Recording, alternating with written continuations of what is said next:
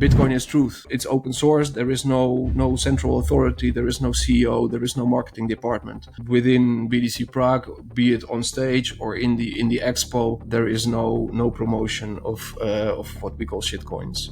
So it's that is the ethos very much. My girlfriend sometimes just jokingly says when I was saying something about Bitcoin, she says something like, "Blessed are the believers." Like that was kind of the cognitive dissonance that I thought, okay, didn't I just swap one utopia for the other? You know, because it's also hoping for a new system, and that's really how in this Jehovah's Witnesses religion everything is done, with the hope of a new world after God destroys this bad world in Armageddon, and only the ones that were faithful will survive. Give us some background of what are you doing and who you are. Yeah, my name is Michaël. I'm the marketing manager for BTC Prague. I joined just about 3 or 4 months before last year's event, before the 2024 event.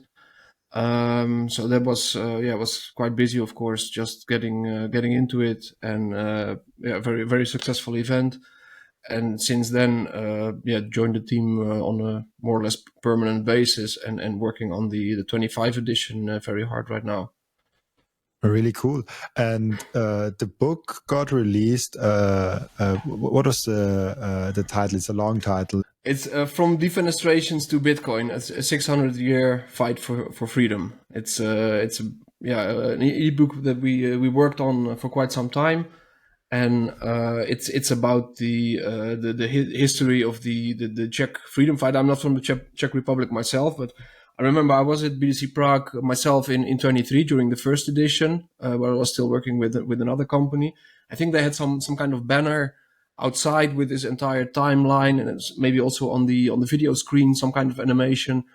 So I was kind of tangentially aware of it. I knew that General Bytes was from Prague, Satoshi Labs was from Prague.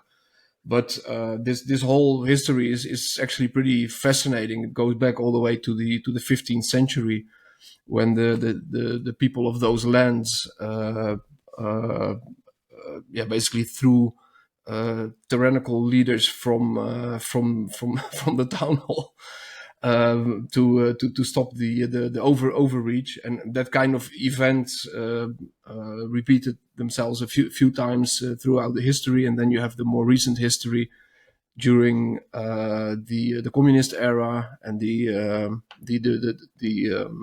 Velvet Revolution, and I mean all that history has influenced obviously people's nature, and especially I think the more recent communist era turned many people into tradesmen, because a lot of stuff was not available in shops. So someone was a carpenter and could trade something they made for clothing or other things that other people made. And that's kind of, as far as I learned and as far as I understood, is very much part of the culture, making stuff yourself. And that's very much also present in the current Bitcoin ecosystem, with Satoshi Labs and other companies coming from Bitcoin related companies coming from Prague, very big cypherpunk ethos and culture present there. So the goal with this ebook was to kind of describe this entire history, and it's a really nicely illustrated kind of coffee table book that you can browse and just learn about that history. And it's available as a free download, so people can just go to the top of our X or Twitter timeline where it's pinned. So that's something we've been working on, and we're still thinking about. It's not entirely sure, but we're still thinking about possibly doing some limited print run to make physical copies. It's a nice giveaway, and we're still thinking about that. But it was fascinating to dive into that, just the whole concept, creating the whole book and diving into that history, getting everything fact checked, and learning about that myself. And it's really inspiring. It's what I took away from the first BTC Prague event when I was there, just experiencing that whole culture. was really interesting, and I wasn't expecting that. So that's also for me when I talk about BTC Prague. Okay, obviously I'm working with them now, but back then I was still with another company, and that was really inspiring, and that's something that I always recommend people like go to Prague and just experience it yourself. It's a really interesting ecosystem. It's also the city and the whole culture around that is really interesting. How does the historical context matter? Or how does it influence of how you look at Bitcoin? Yeah, I mean, it's kind of the way I see it, and that's also the way it's described in the book, that the Bitcoin ethos and the Bitcoin ecosystem. I mean, it's for me. I mean, people are interested in different aspects of Bitcoin always. Some people are more attracted to the sound money aspect. Other people are more attracted to the technological marvel.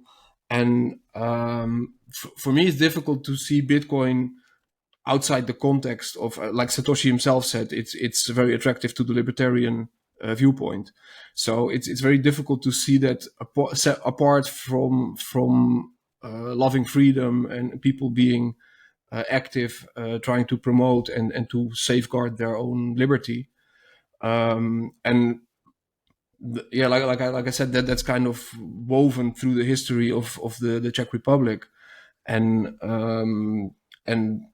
that it's kind of like a logical continuation, that it was almost meant to become the Bitcoin capital at least in Europe, with so many innovations coming from Prague around Bitcoin itself. That I see it as a logical continuation of a longer process. And that's kind of my answer. You're originally from Holland, right? Yes. I assume that just from the way you speak. Yeah, I'm Dutch. Yeah.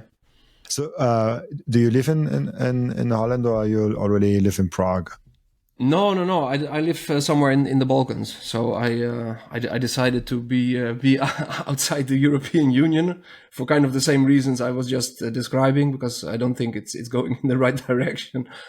Going to the office for BTC Prague is not actually in Prague itself. It's in Ostrava, which is a city in the northeast, closer to the Polish border. That's where Martin and Matthias, the founders, are from. So I go there a few times a year, obviously for meetups and brainstorming sessions and strategizing. So no, I don't live there, but I love to go there. It's a nice country, nice people, and Prague is a beautiful city. Yeah, Czech is one of those places that is really want to shift away from what I understand from what the EU is doing, a little bit like Hungary. I mean, it's not totally comparable. I mean, Swiss is, for example, not in the EU, and they're also making their own things. So Czech is one of the places that gives me a little bit of hope for Europe also, with their implementations of laws and stuff like that. How do you look at that? Yeah, it feels more no nonsense. I remember maybe 1 or 2 years ago, I was just on YouTube, and you're watching some stuff, and then YouTube recommends some other videos, and I just stumbled upon like this short 10 or 15-minute documentary about gun ownership in the Czech Republic. It turns out that actually the laws over there are kind of similar to what you have in many states in the US, where people can just apply for a license, go through all the checks, blah, blah, blah, and then get a concealed carry license for personal protection. I didn't even know that. I mean, in the Netherlands, that's like completely out of the question. And I wasn't even aware that there were still EU countries where that was an option. So that's just, I mean, wherever people stand on the right to carry a firearm for your own protection, it shows that the Czech Republic is kind of different in that sense. And like you mentioned, the Czech National Bank now seriously studying Bitcoin as a potential reserve asset. The law that they recently passed, which actually incentivizes hodling, that people after 3 years don't pay capital gains tax on their holdings anymore, and it's actually the first country that implements a law that on the one hand is within the Mica framework. Also, whatever you think about it, also not I don't think it's a good development. But on the other hand, for businesses that want to do something in the Bitcoin space, they want to be active there. There was no clear-cut regulation how you can have a company within the EU and cater to or have customers from all EU countries and be compliant with all the legislation that basically required different rules for each EU country. So in that sense, the Czech Republic is the first country that launched a law that, on the one hand, safeguards some freedoms for the individual, and at the same time gives companies a framework that they can at least know, okay, if I stick to this, I will be compliant and I can serve my customers. Yeah, the Mica ruling is interesting. How do you look at what Mica is bringing for Europe there, like with the travel rule, and there's some very controversial stuff in there? I'm not a big expert on that. Before I joined BTC Prague, I worked with a small boutique Bitcoin brokerage company. And obviously I was also doing marketing there, so I wasn't really involved in the operational and legal side. Like I said, on the one hand, if you want to run a company, you need some kind of legal framework, you need some kind of legislation, and it has to be clear cut that okay, these are the rules. If I apply for this license, then I'm okay. And the interesting thing with the law that was recently passed in the Czech Republic, that is also the first law that more or less forces banks to give a bank account to these companies if they have the license, and that was kind of a lottery and still is in many other EU countries. If you have the word Bitcoin in your company name, is what I know from the Netherlands is a big no-go. You can easily get debanked, and even if it's not in your company name but it's the nature of your activities, then it can also be an issue. So like I said, on the one hand, it provides a legal basis to work with. What you mentioned, the travel rule, obviously is entirely against the whole idea and nature of Bitcoin, including your your KYC data in each and every transaction. So to be honest, I don't know how the Czech Republic is planning to implement that and what it means for the individual companies there. So in that sense, I think it's still a negative development. But yeah, well, time will tell probably. Really interesting. And you said you worked at an OTC brokerage, probably like for companies and for high net worth individuals, I assume. Yeah, that was like I said, a very very small. It doesn't really exist anymore. Kind of went belly up, but it was mainly catering to OTC clients. Yeah. What did you learn from that experience with like dealing with OTC clients versus now with Bitcoin Prague? It's a completely different thing. Yeah, it's a completely different audience. I mean, in that OTC brokerage, it's mainly word of mouth. I mean, I was brought on as a CMO in that company sometime after the whole COVID thing, because before COVID they could just step on a plane and shake hands with people and do deals in person, and then you had this whole lockdown thing, and they understood, okay, we need a presence with a good website, we need a presence on social media, so people also remotely can see that we are trustworthy and we're a real company. But still, the main business development and was word of mouth, just people introducing you to others. So that is difficult to compare to BTC Prague. Obviously, we have multiple audiences and multiple ticket tiers, so it's I mean, it's Bitcoin related, but in other ways, it's difficult to compare. Really interesting. What would you say? And I had this a discussion already with other people. But what would you say is the soul of Bitcoin Prague? Like, what is the spirit of it? Bitcoin. Just staying true to the like we discussed earlier, the ethos of Bitcoin as closely as possible. And I mean, currently with the current market movements, it's even compared to last year, there obviously is a lot more interest from companies and individuals that are active in the broader altcoins space, so to speak. And we have a very strict policy on that. I mean, there are companies let's say there are companies that cater to those audiences as well. But within BTC Prague, be it on stage or in the expo, there is no promotion of what we call shitcoins. So it's that is the ethos very much. I think it's also just the Martin and Matthias, the reason why they started this, and the fact that it's their full-time job. So many conferences or some conferences are kind of a side thing that are organized by a company or some individuals that have other activities as well. For them, it's a full-time job, so it's year round.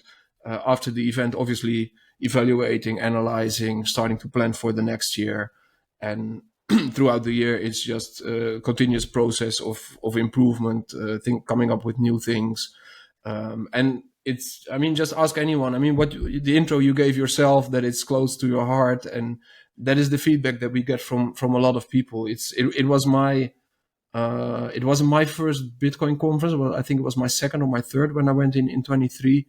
But it was immediately my favorite. It was also the biggest I went to. The first one I went to was Riga, Baltic Honey Badger. Awesome conference, like really OG, smaller scale, very nice atmosphere. And I was really surprised when I went to Prague that in terms of scale it was a lot bigger, but it still managed to retain the feel and the atmosphere, the vibe of a smaller meetup, of a meetup I used to go to in Amsterdam with 100 people, that same vibe, but then with thousands of people around you. So that is, combined with what I said, like the Bitcoin only ethos, and really innovating each year in terms of topics and the approach.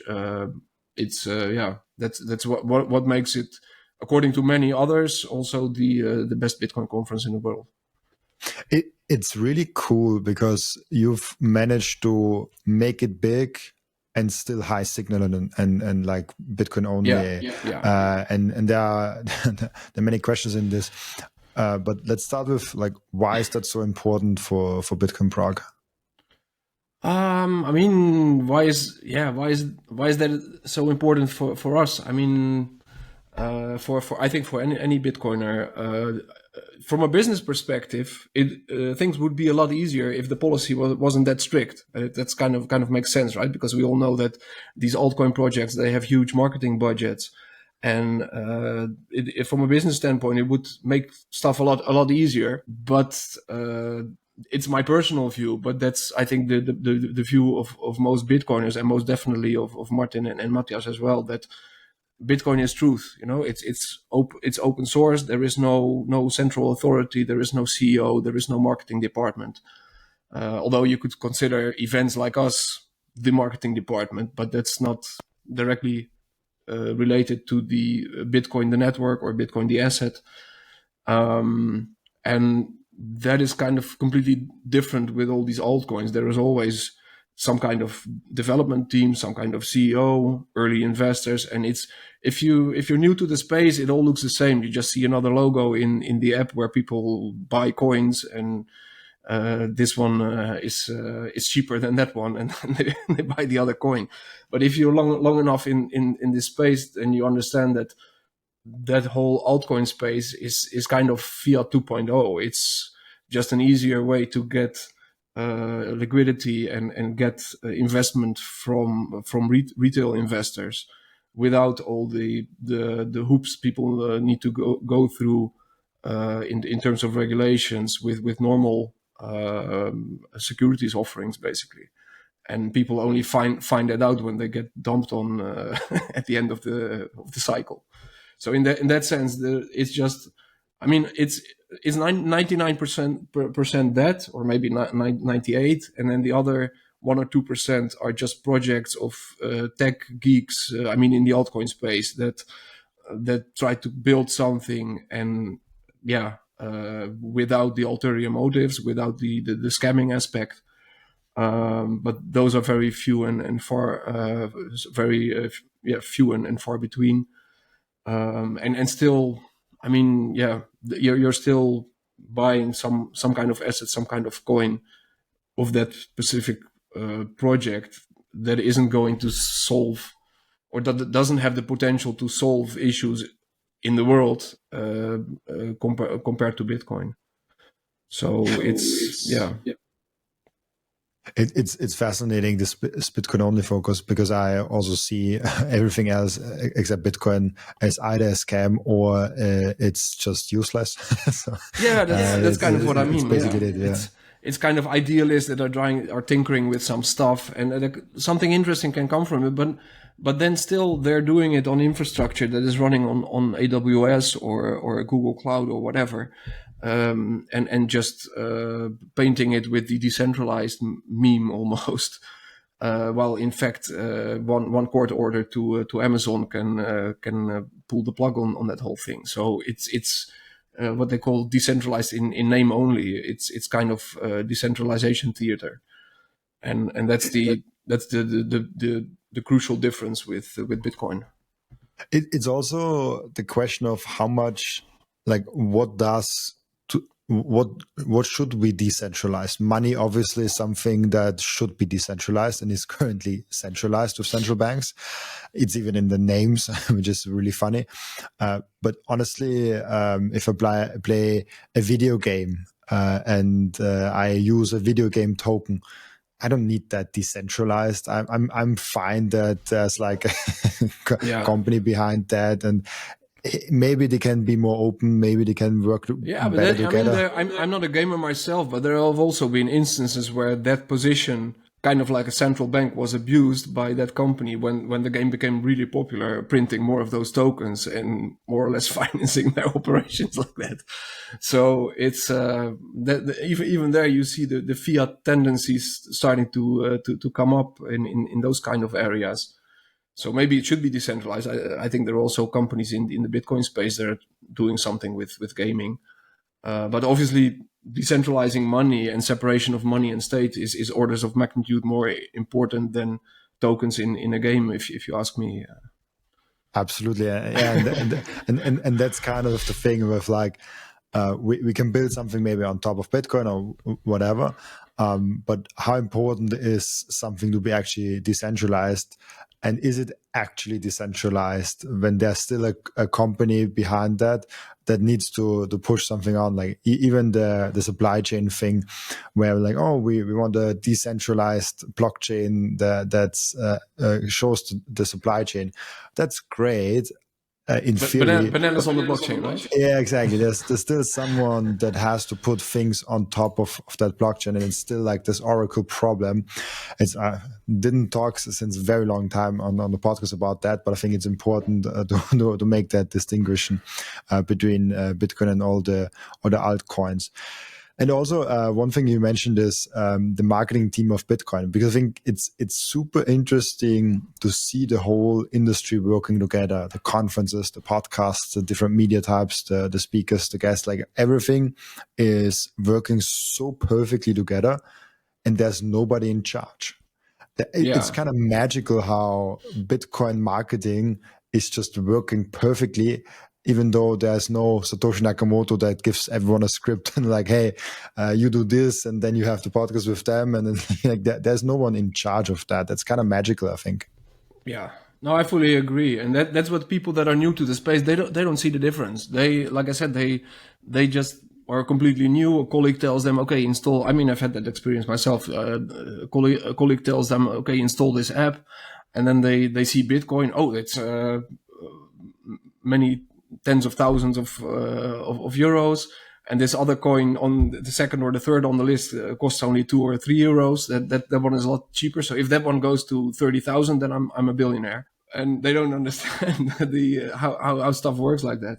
And then with the marketing, I mean, you get that criticism. You see it on X, on social media, people calling us maximalists, not realizing that the marketing narratives that they are parroting, that they are repeating, are coming from people that are using basically their money that they invested to create that promotion for whatever altcoin or network, blockchain network it is.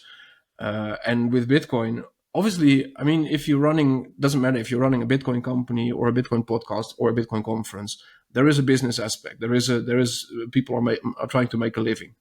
But that is, and it is related to Bitcoin, but not in the way it is related to those other altcoin projects. There is a direct link and a control over that token, be it proof of stake or whatever. But there is a lot more control. I mean, Bitcoin can still exist and function without half or even more of this whole ecosystem of podcasters and people being the quote unquote marketing department for Bitcoin. So I mean that's the hallmark of real decentralization. I mean nobody is the marketing department for the internet right now. I mean at a certain point the internet was also some kind of project among geeks, and then it gained traction and mainstream adoption, and then you had commercials for just getting an internet connection, and I mean that grew and grew and grew, and now it's a protocol. It's a worldwide system. It's a network, and nobody is making promotion for the internet as such anymore. It's the base layer of everything else that's built on top of it. But the whole problem with that was that there was no native protocol for transferring value. So that is what Bitcoin is adding, of course.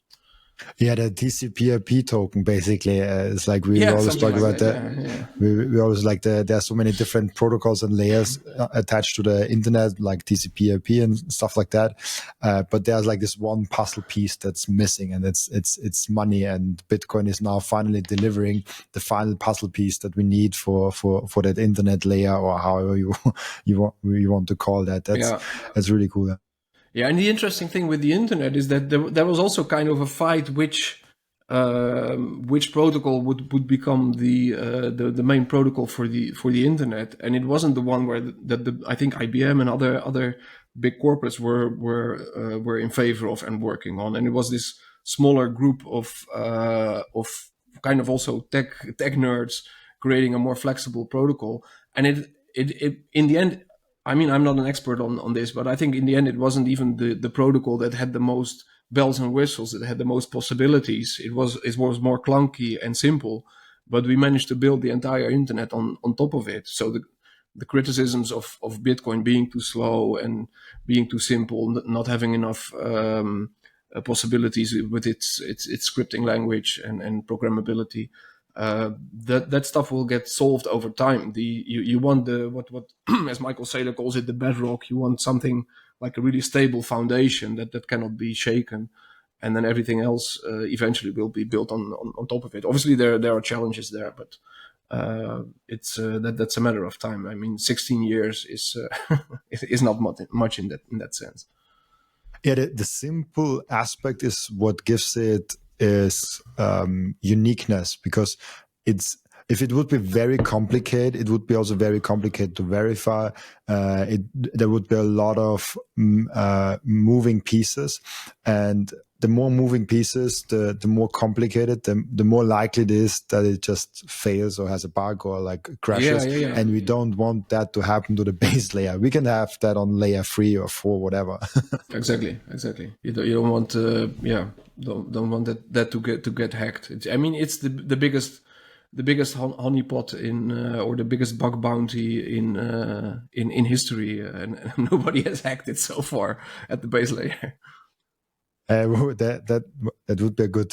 It's the biggest bug bounty program ever, and it's open and permissionless for everyone to do. So yeah, any talented prodigy hacker can try, and but that's what you said. The simplicity is kind of a safeguard against that, and that's what you definitely need if you want to decentralize the monetary base layer for the entire world. Super interesting. Also, one aspect that you brought up is like, what if people stop saying something about Bitcoin? So what if every podcast, conference, every development, engineering company stops? This brings us interesting enough to a point of what Jeff Booth always calls "We Are Bitcoin." It's the social layer of Bitcoin that's the valuable thing, because we can copy the code, but we cannot copy the social layer. And if someone stops a Bitcoin podcast, there is space then for another one. If someone, if for example Bitcoin Prague completely shuts down, this gives a lot of space for someone else to come and say, "Hey, there's a lot of people that are always coming to Bitcoin Prague. Then let's do something anyways with a different organization. With let's do it. I don't know, in Budapest. Like there's so many smaller conferences, so there would someone step up, and that's kind of the beauty where. You don't need a centralized head above that to organize it. It's organic and natural, and this is the magic from it. It's really cool. Yeah. I mean, while you were saying that, I was just thinking. Okay, imagine. I mean, there are Ethereum conferences, but imagine organizing a big Ethereum conference, and Vitalik and the whole dev team and Consensus, they are against you. Yeah, they hate you for whatever reason. They hate you, and they are not going to cooperate with you, and they tell everyone they are working with and they are in touch with, telling them to basically cancel your event. There's no event, right? And that with Bitcoin, obviously, I mean, there are influential people, but still, with Bitcoin, once again, that is completely different because nobody is owner of the protocol. Nobody is in charge of the protocol or the infrastructure. So there is competition. There are people that are, especially when the price is ranging, is kind of flat. You have all the discussions and infighting taking place sometimes on X. So there are egos everywhere. So that still happens. But even then, there is a crucial difference when you're talking about a decentralized protocol like this, kind of similar. Like you had internet conferences in the past, going back to that example. I mean, it's not having an internet conference right now. Yeah, doesn't really make sense anymore. So in the long term, I also think and expect that people will look back if Bitcoin does what we all hope and what we all think it has the potential of, like I just said, decentralizing the monetary base layer of the entire world. Then at a certain point, there won't be any Bitcoin conference anymore. Everyone knows it and uses it like we use the internet right now, without knowing the way it works technically under the hood, but with so many layers on top of it that it's just becoming the bread and butter of everyone's life in a financial sense. And yeah, that's still pretty different in compared to those claiming to be faster, better, and just as decentralized. Nobody can copy the cyber hornets.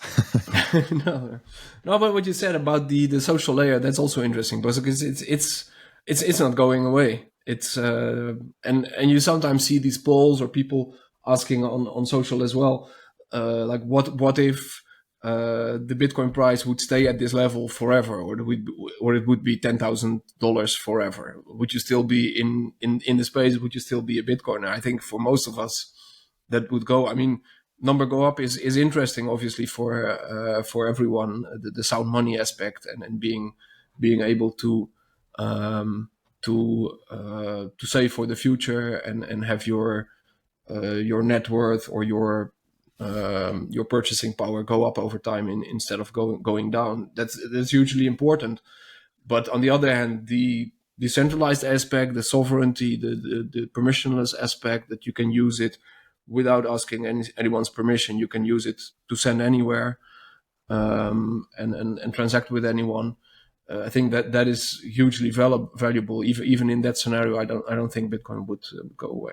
Let's take a break for a moment and appreciate the beauty that Coin Vigilante has made with the Bitcoin watches. Those watches are the most amazing, the most elegant way of showing that you are a true Bitcoiner. And Coin Vigilante just dropped a completely new and amazing Genesis edition of their watch collections. You have the date of the first ever mined Bitcoin block in there, and of course also the block height and which epoch we are currently in. I love the level of detail they put in this masterpiece. Make sure to check out those amazing Coin Vigilante timepieces down in the descriptions. I love those watches so much. And now, if you have Bitcoin, I really do hope that you don't have it on exchange. But if you do have it on exchange, I have two ways for you to deal with that. that. The first way is you put it on a hardware wallet. That's the entry for you to get into the self-custody game. I recommend BitBox, Bitcoin only edition for that. It's a super simple and secure way. And if you check out the link in the description, you even get 5% off if you use the code Robin. And the second way is the Bitcoin way. The Bitcoin way is your all-in partner in terms of how to get the most out of your sovereignty. They will personalize for you a self-custody setup that is perfect for your individual situation. They will show you how you can secure your own devices. Securing your Bitcoin is not enough. You also have to keep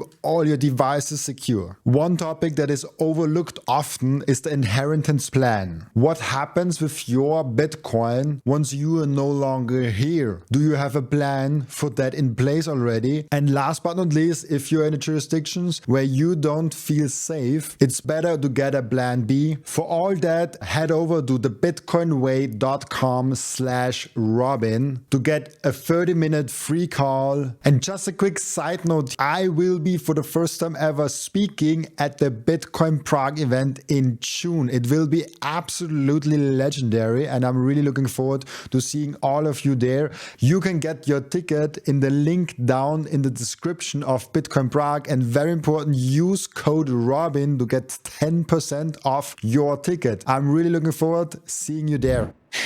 How important is the Bitcoin price? And do you also see correlation between? I mean, it's difficult to compare, but do you see correlations between the Bitcoin price and even ticket sales and for Bitcoin Prague and stuff like that?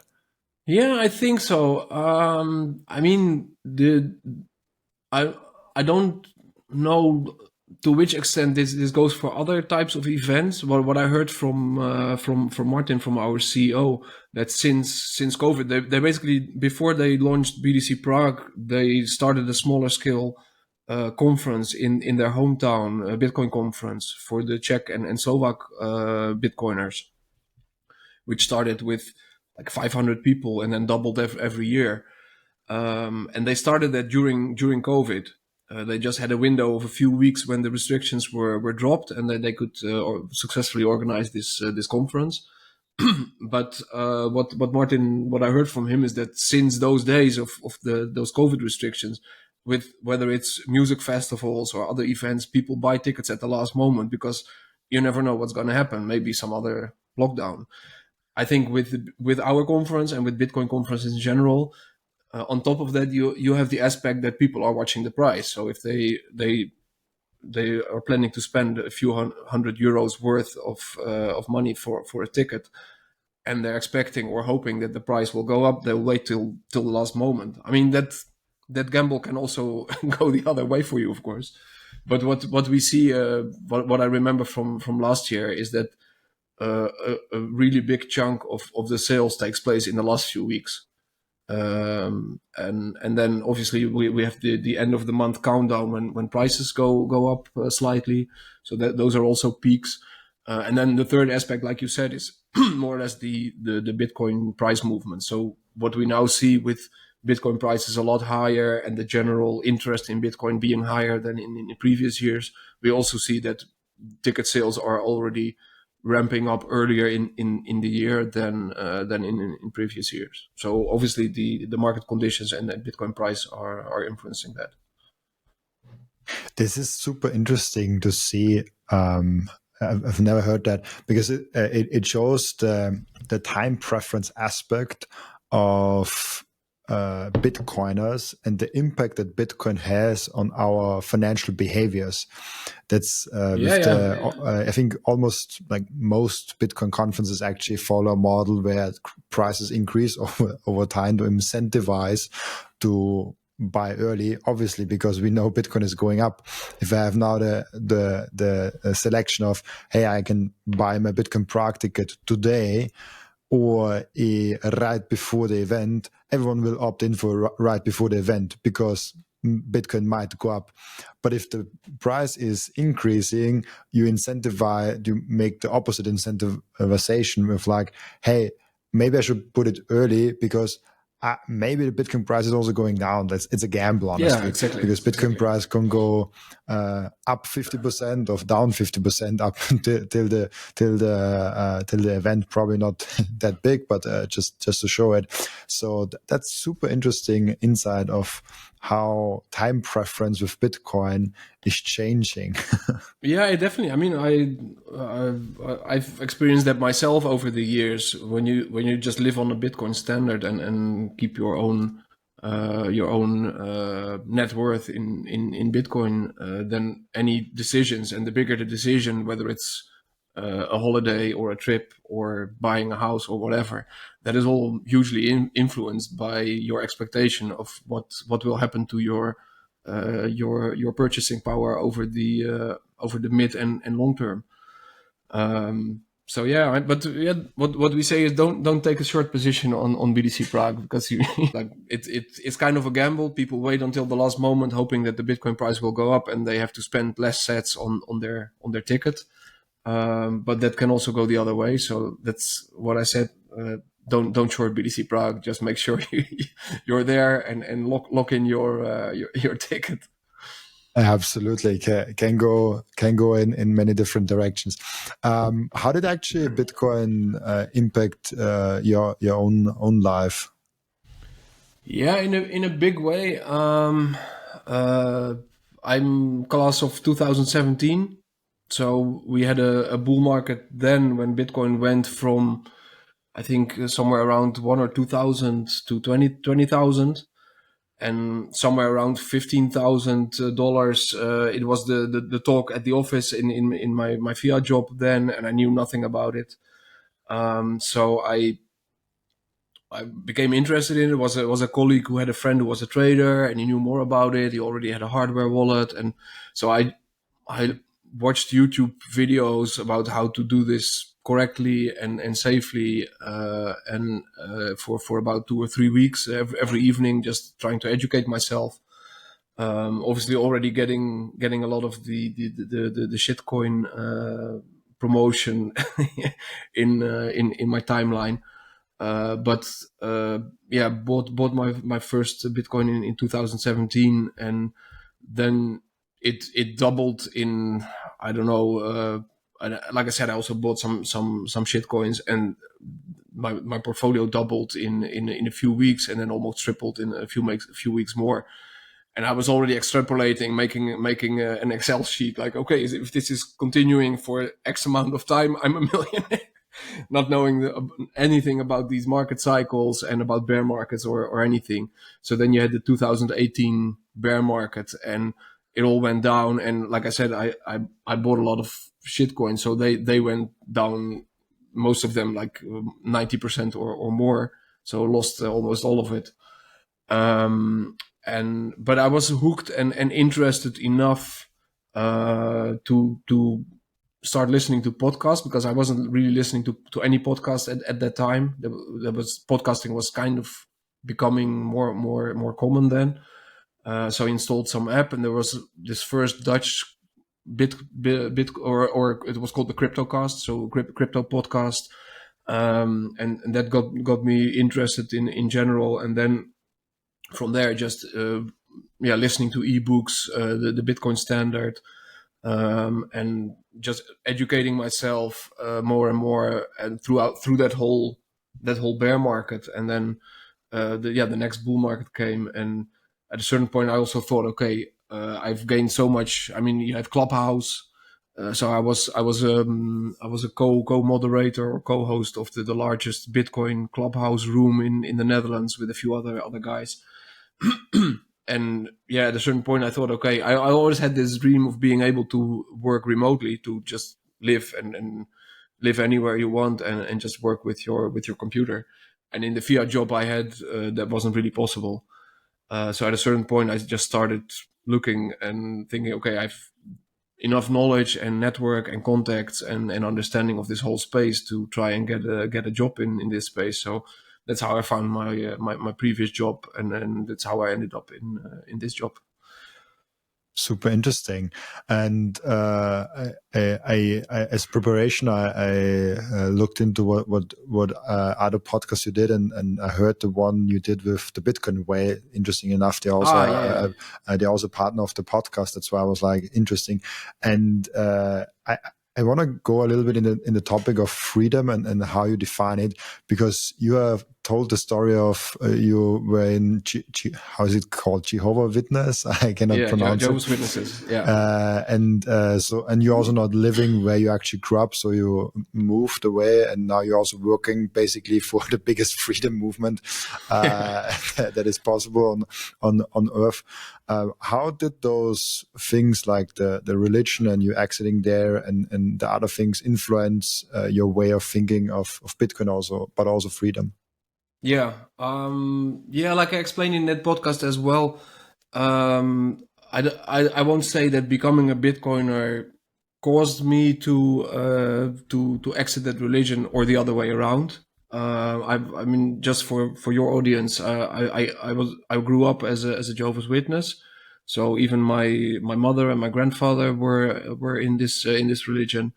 And that was like the first 40 years of my life. I didn't know anything else. It was kind of my ecosystem, the space I grew up in. And from a freedom standpoint, that is kind of the opposite. It's a really long list. It's very fundamental explanation of the Bible, very literal explanation of the Bible, or very orthodox, whatever you want to call it. And that comes with a long list of things that you have to do and things that you're not allowed to do. So that is kind of the opposite of individual freedom, just determining for yourself what you like, what you want, what you want to spend your time on, how you want to live your life. So freeing myself from that at a certain point, I just snapped out of it, and I couldn't do it anymore. And that kind of coincided with, it was around those same years, 2018, 2019. That kind of coincided with becoming a Bitcoiner, with learning about Bitcoin. So I think those processes reinforced each other. And that's why, the freedom aspect, as you can, judge from the conversation and from that podcast as well, that the freedom aspect of Bitcoin is really very close to my heart. That runs pretty deep in my soul, so to speak. Yeah, I can imagine it. It's also probably something. My family is not very religious, and I'm a Christian, and officially I'm out of the church because I didn't want to pay. In Austria, there's a weird law, so if you're in the church, you actually have to pay a percentage of your salary to that church. And a young Robin of like 18 years old got his first salary and said, "No, I already get taxed. Like, why should I pay more? Yet another tax." Yet another tax, and I wanted to avoid that. So, but my exit of the church was just financially, had nothing to do with that, and I don't think being religious means you have to pay for something. So if you're in a church and you have to pay for it, I don't know how good this is. But I imagine.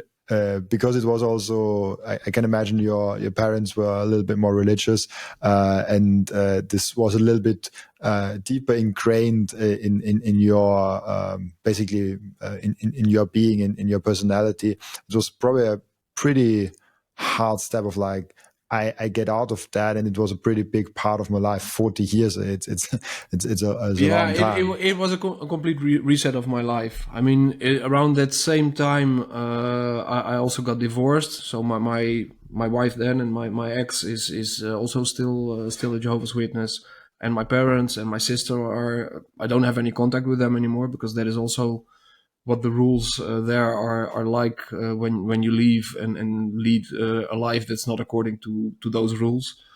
And like I said, it's a complete hard reset of my life in almost every way. It's still, I mean, people that know me from, it's just a handful of people that know me from before then and still know me now. they say it's hard to recognize you. You're like a completely different person. And yeah, like I said, it's a complete complete reset, because like I mentioned, I mean, for many people, religion is more or less like a label. So you are a Hindu, you are a Catholic, or whatever, and it's kind of more a cultural and traditional thing. It influences what kind of stories you tell your children, what kind of holidays you observe, and things like that. What kind of traditions you have, but not everyday life. Just every day, multiple hours per day, every week, multiple hours per week.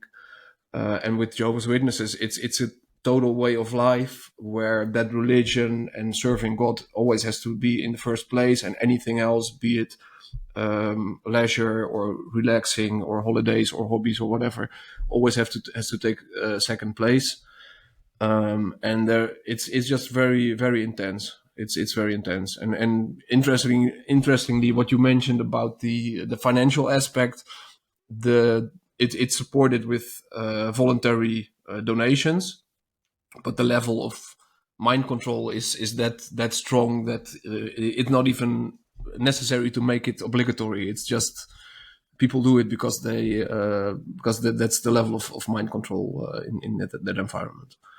So yeah, and yeah, it was pretty hard to get out of it, but yeah, I can't imagine going back.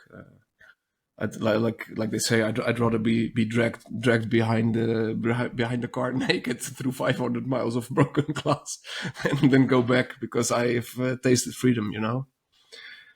This is where also people say, once you see Bitcoin, you don't go back. Like you've seen, you can't unsee it. This is really interesting. As someone that exited such a religion, a lot of people outside of Bitcoin also call Bitcoin a religion and almost a cult like thing. Yeah. How can you describe the difference between a cult or religion and Bitcoin? How do you describe that Bitcoin isn't that, as someone that lived through something like that? Yeah, there are a lot of similarities actually. So even just, I mean, the conference I'm working on, just walking into that kind of hall. Okay, there's a lot of lighting and different stuff, but just sitting in a hall listening to talks is like half of my life when I was a Jehovah's Witness. You had these like smaller meetings every few times a week in the place where you live, and then every quarter or every half year or every year you had these like bigger size events where you're just sitting with your Bible on your lap, listening to talks. So even from that perspective, it feels similar. That's like a very personal thing, obviously, but there are a lot of other similarities. It's human nature in a sense, with the in-group, out-group thing, tribalism, people just identifying with a certain group, and then that provides them a structure, gives them a social environment. That is very similar, be it Jehovah's Witnesses or the Bitcoin space. And for quite some time, there was quite a cause of cognitive dissonance for me. Just being in this ecosystem and liking it, understanding it, believing in it. But at some moments, I had this thought in the back of my head. Okay, and even my girlfriend sometimes just jokingly says, when I was saying something about Bitcoin, she says something like, "Blessed are the believers," like, and that was kind of the cognitive dissonance that I thought, okay, didn't I just swap one utopia for the other, you know, because it's also hoping for a new system. And that's really how in this Jehovah's Witnesses religion, everything is done with the hope of a new world after God destroys this bad world in Armageddon, and only the ones that were faithful will survive. It's kind of and with Bitcoin, you also have some kind of utopic vision of hyper Bitcoinization, when Bitcoin fulfills its full potential, and in that sense, you can even call Satoshi some kind of messiah figure. So if you've lived through that experience, there are a lot of similarities. But at a certain point, I think it was a thread on X by Gigi. I don't remember exactly, but suddenly it clicked for me, and that was exactly the freedom aspect. So you have this base layer of truth, which is Bitcoin, but within that space, it doesn't matter if you're. I mean, even with this conference, if at these Jehovah's Witnesses conference, if I was there and I want to go outside for an hour just to hang out and talk with someone else, that was that was frowned upon. You have to sit inside, and during the lunch break you go outside. At a Bitcoin conference, I can listen to 2 talks and the rest of the time hang out. It doesn't matter what kind of clothes I wear. That is like a completely different thing, because freedom is, like we discussed earlier, freedom is kind of like the base layer, ethical base layer of Bitcoin, and that influences everything else. So Bitcoin has brought me, a lot of individual freedom and a lot of appreciation for individual freedom. And now it really feels like the exact opposite of where I came from. But for a certain time in let's say in the transition period, there was some cognitive dissonance of thinking, okay, isn't this just some other movement promising some kind of nonsense? And a lot of people that are less familiar with it and haven't studied it enough will call it that, and will call it a cult, and pointing to those similarities, but they don't understand the base layer just yet. That's the way I see it. Yeah, and I guess the thing that there is also no mastermind behind it. There's No, like, exactly. in the end of the day, it's just open source code. Yeah, with the religion I came from, there is literally this committee of, I don't know, 10 or 12, mainly boomers somewhere in the US, that kind of determine the ideological direction. It's almost like the Fed, determining the interest rate behind closed doors. They determine the ideological direction, and if they make changes, then it's called new light. They quote some kind of prophecy of Isaiah, I think, where it says that the light will keep shining brighter and brighter, and they say, "Oh, this is new light. We got new inspiration, and we're changing this and this and that." And that was kind of also back then, when I was still in the religion, that was also kind of cognitive dissonance for me, thinking, okay, so everything we preach and that we believe in now can be changed in a few years when there is more new light, and we just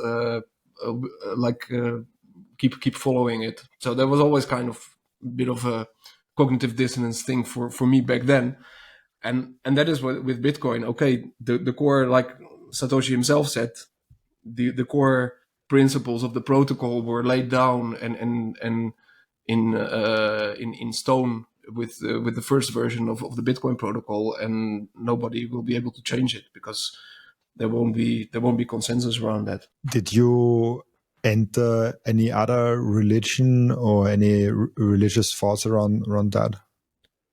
Sorry, I missed what you said. If you entered any other religion, or if you looked at like Buddhism, Hinduism, Christianity, and anything like that. I'm kind of agnostic in that sense right now. Although I like Buddhism, where it's the non-religious aspects of it. I've been listening lately to a lot of Alan Watts, and it's kind of more of a way of dealing with life, dealing with stress, and just being happy and having the right attitude towards everything you see happening in the world and your own place in the universe, so to speak. But that is without religious rituals and stuff like that. When it becomes organized religion in temples and worshipping others, then it's a no-go for me.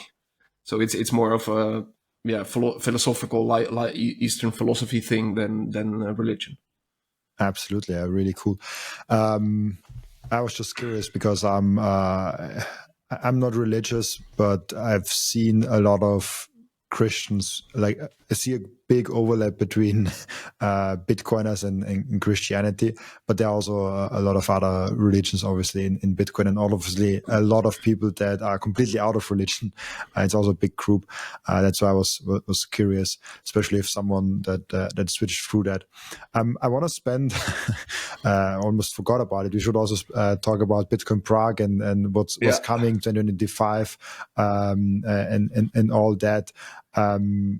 Give us kind of like what are people awaiting for Bitcoin 2025? What is kind of the program looking like and the conference? Yeah, on the one hand, it's going to be more of the same, like we already discussed, in terms of the quality of the event, the scale of the event, the vibe. That is going to be just as good or even better as people expected, because we are iterating, we are improving. I mean, we did a survey after last year's event that I completely processed, that also provided a lot of insights for small and big things that we that we changed just to make the experience more pleasant and more comfortable. In terms of program, the biggest change right now, and we just launched that last week, so some people might not be aware of that yet. So in the previous two editions, in 23 and 24, the first day of the conference is Industry Day.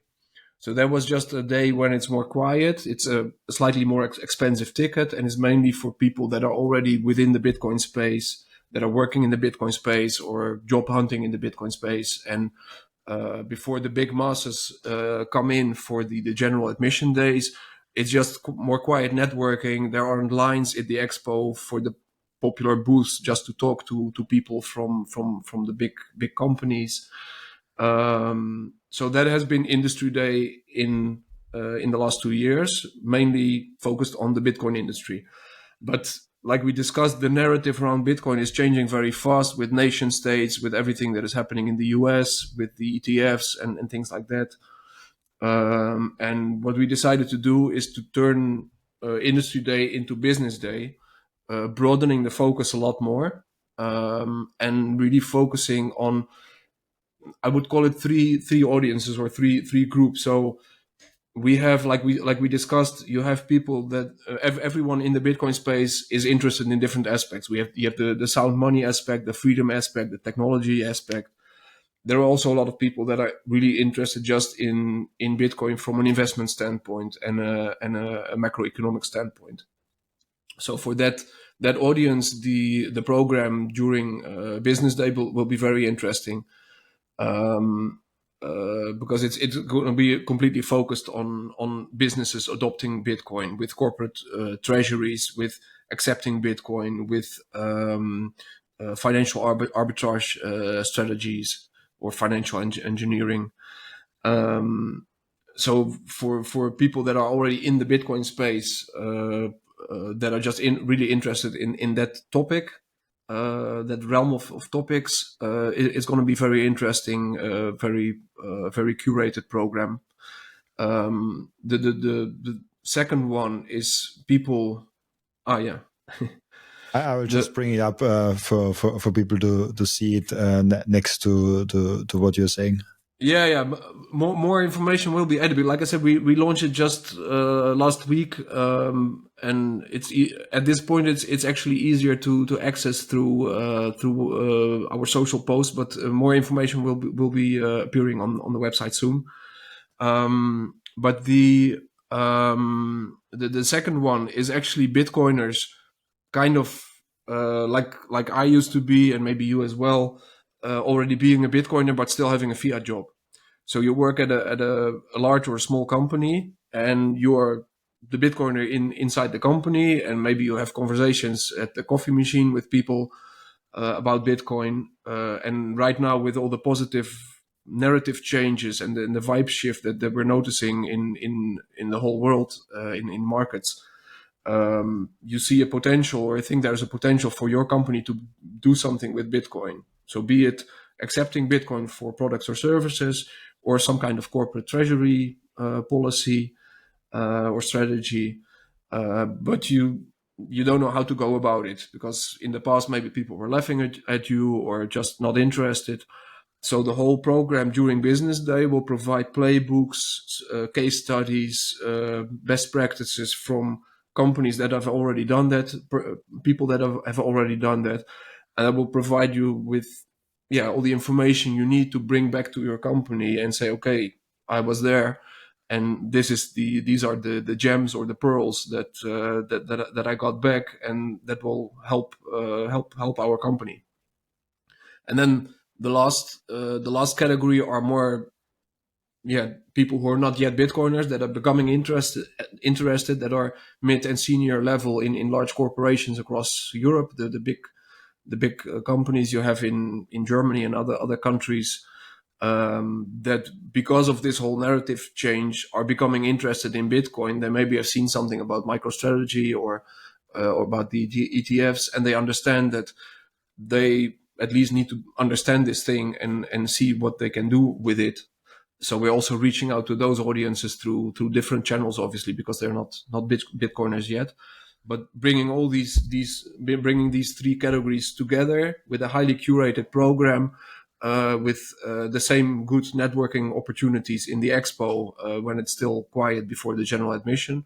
That is going to be the new concept or the new look of what used to be Industry Day. So it's a completely different focus, and like I said, for many people, both inside the Bitcoin space and a bit further away in the corporate realm, it will be very interesting first day of the conference. And then obviously we have all the other things people are used to that have already been to the conference, in terms of the program with side events, and everything else during the 2 days coming after that. So we definitely still have a big focus on the freedom aspect, on open source technology, on sound money. So it's going to be a really interesting mix of both attendees and topics. It's super interesting is also, I just want to, because I get sometimes actually questions around that. People are thinking like, oh, should I get the expo or the conference pass? Should I get from the business pass or the VIP pass? Or like, it doesn't make sense from the conference pass to go to the business pass. Can you maybe just briefly share for whom is what kind of pass meant to be? From my understanding, it was always like, okay, conference is like for most people, if you want to have business connections, also the business pass. But how does also the expo and the VIP pass get into the mix? Sure. Yeah, so as you can see, the cheapest option is the Expo Pass. So we have, just for people who haven't been to BTC Prague, when you enter, it's two big halls. One is the main stage area where all the keynotes take place, and then to the right of the lobby is the Expo. They're the same size. And the expo is where all the companies that are our partners have their booths.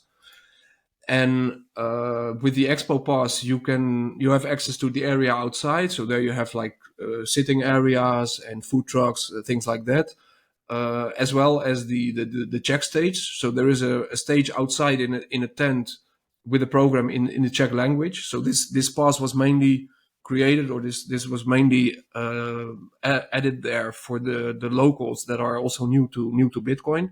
So for them, obviously, the threshold is pretty low, just to if they're living in Prague, just to come there for 1 or 2 days and start their journey. But that pass doesn't give you access to the conference hall where the keynotes are taking place. So if you want to see Michael Seyr or other speakers on the main stage, you won't be able to see those. There is a small expo stage in the expo hall in the corner with some smaller panels with less seating area. So people with the expo ticket also have access to that, but that's just a small part of the program.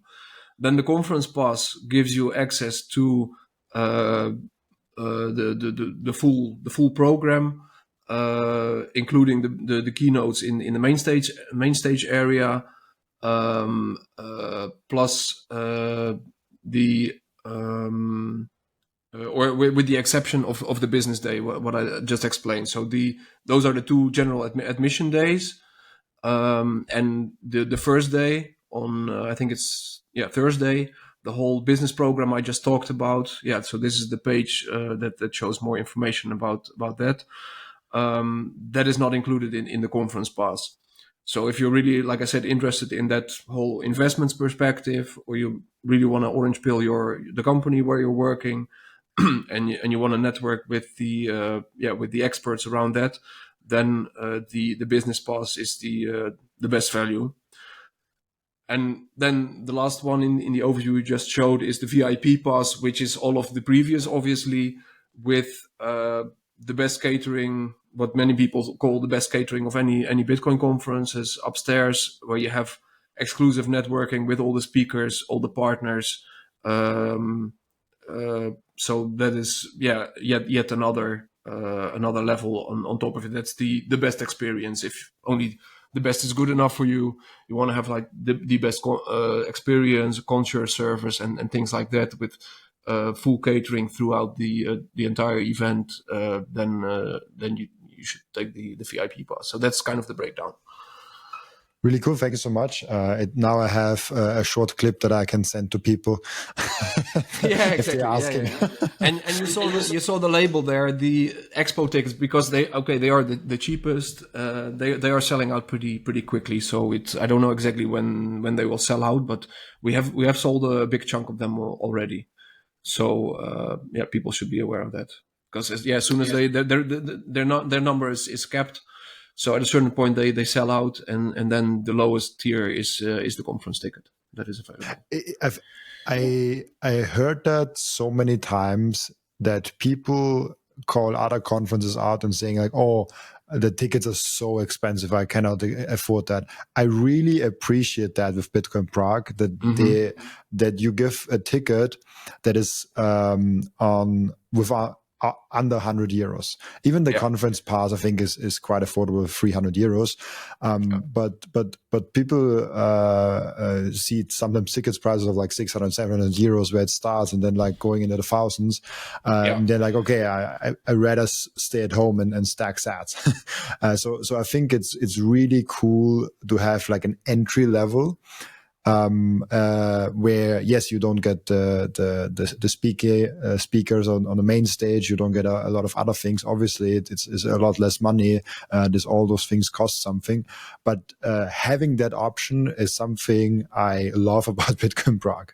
Yeah, that's great to hear, and that is consciously, because in my fiat job in the past, I used to be in events organization as well in the marine industry, organizing the big orange Holland pavilions, also orange, but the Holland pavilions on trade shows all over the world for the Dutch shipbuilding industry. And with these kind of professional conferences and trade shows, you also have pretty expensive tickets, and everyone going there, or almost everyone going there, is working in that space. So their employer is paying, so it doesn't matter that much. And actually, you usually don't have that cheaper ticket option, because they want to keep out the ordinary people that are just interested in watching ships or whatever the conference is about, and keeping the students out. They're just there to get the free giveaways. And with BTC Prague, because like we said, we're not just, it's not just a business, it's also a mission. We consciously want to make it accessible also for the plebs that are not working in this space, that have a limited money to spend. And that is really part of the mission, the educational part, and that also makes it completely different compared to just ordinary business in other industries. Two small things I want to add. I love that you give a discount not only to creators like me. If you use code Robin, you get 10%, but you also get discounts when you pay in Bitcoin. I love that incentive structure of like, hey, if you spend a ticket. Yeah, so if you use the code Robin and pay in Bitcoin, you get 15% discount in total. That's really awesome. And then the expo ticket. I mean, I don't know when the podcast will go out. Maybe the prices are then a little bit higher, but the price hikes are probably not as significant. So the prices will probably it's the end of the month. So the prices will go up first of May. 1st of May. So Yeah. so then the prices, when you listen to this and then it's the first day of release, the price will still be the same as on the screen. Yeah. Okay. Great.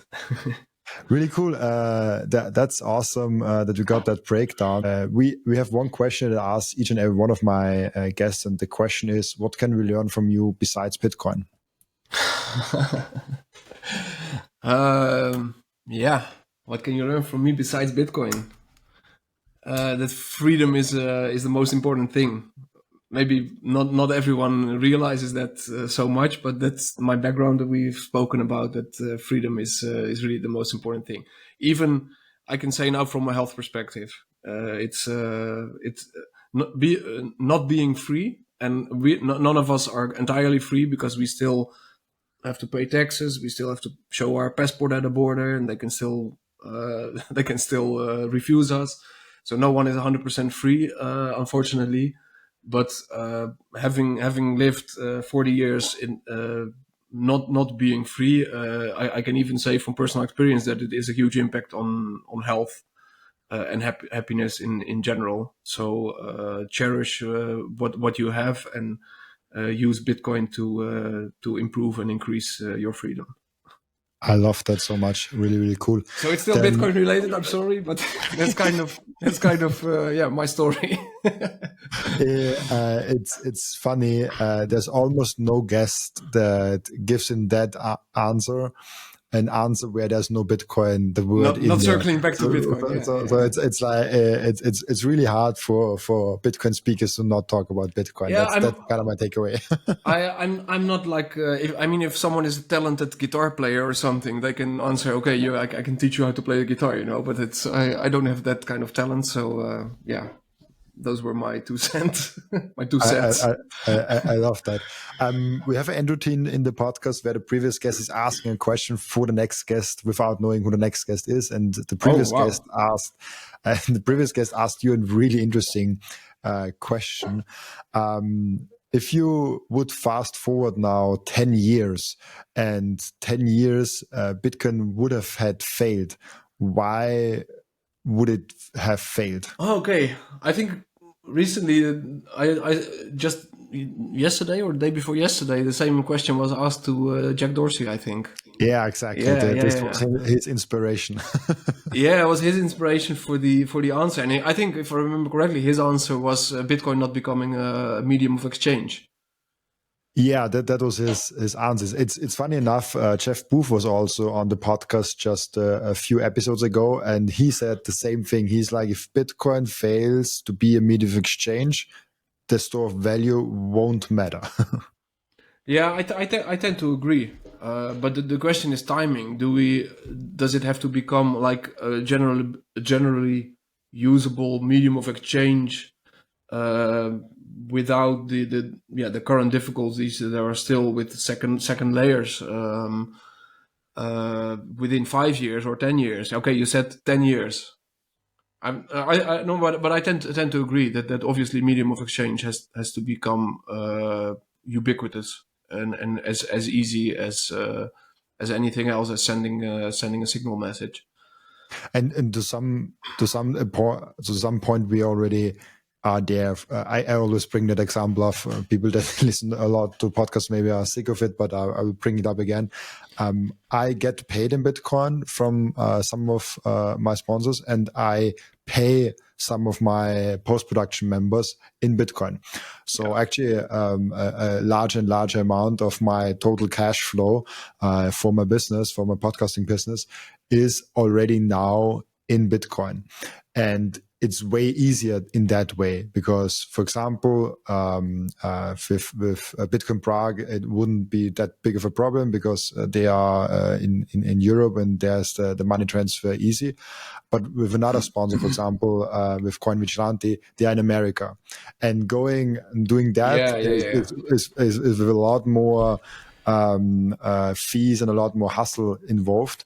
And then the interesting thing is also paying is way easier. You just have one address and you just like basically have a number and you send it there. And if you do anything else, you have to have like an side where ACH number, the routing numbers and everything else you have to put in there. So it's fascinating how much easier it's already now for remittance to pay in Bitcoin. And now to pay for coffee and burger and beer and small stuff, that we will figure that out. I'm fairly certain that we the will challenge get there. is that it's in a non-custodial and decentralized way, not creating decentralized entities on a second layer, basically becoming the new banking infrastructure of Bitcoin. Because then there are still going to be gatekeepers. I think that's obviously the biggest challenge, and the scalability. Because what you are doing now, and with BTC Prague, also many suppliers and sponsors and contractors are paying or being paid in Bitcoin, which is convenient. But that wouldn't be possible, I think, right now if the entire world was trying to do that. So there has to be an evolution there, and like in 10 years, let's hope we obviously are there. There are some hurdles there technically, but I'm pretty confident that we'll get there. I mean, there is Lightning, but there are also other alternative approaches that are being developed and worked on, and I think in 10 years, I'm pretty confident that we'll be there. That the base layer and the infrastructure on top of it will be ready to handle basically anything. Absolutely, I totally agree. And then it's the medium exchange plus store of value, and then you really have the potential to go towards hyper Bitcoinization. Awesome. This was a really cool episode with you. Thank you so much, Michael. Likewise. Before I let you go, we already showed the Bitcoin Prague website. I think it's just btcprague.com. Easy to do. It's anyways in the description as you are a partner. Where can people find you personally, and do you also have online profiles? Do I also have? Online profiles. Online profiles. Yeah, of course. So people can find me most easily on X at Michaël and then Roerade. And yeah, that's probably the easiest for your audience. Really cool. Thank you so much, Michael, for being on. Also, thank you so much for everyone that is watching and listening, for joining us today. As always, I'll be back tomorrow with another episode. Bye-bye.